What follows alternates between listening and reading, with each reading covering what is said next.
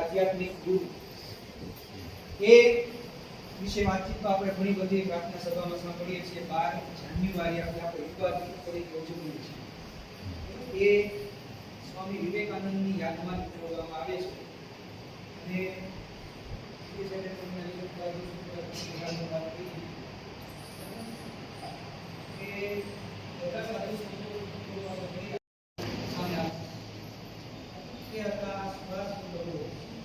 સમયની સૌથી અઘરી ગણાતી પરીક્ષા ઇન્ડિયન સિવિલ સર્વિસ પરીક્ષા નંબરે પાસ કરી.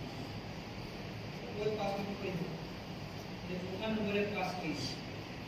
સામ્રાજ્યને દૂર કરવા માટેનો પ્રયત્ન કર્યો. ત્યાર પછીનો બાજુનો તમે ચિત્ર જુઓ, તે હતા આપણા ક્રાંતિકારી ભગતસિંહ, જેના નામથી તો અંગ્રેજો બીતા. અંગ્રેજો બહુ ઓછા વ્યક્તિઓથી બીતા હતા, પણ જેનાથી બીતા હતા એને દાખલા ચાલતા હતા.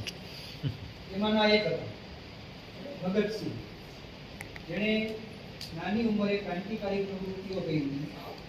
તેમજ એ પણ ક્રાંતિકારી હતા. એ અંગ્રેજો આના નામથી પણ બીતા.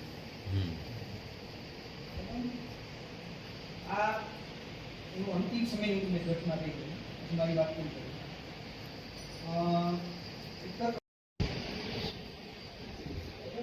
બંધારણ નાખવાળા પાઠ આવ્યું. બંધારણની સમિતિના અધ્યક્ષ હતા.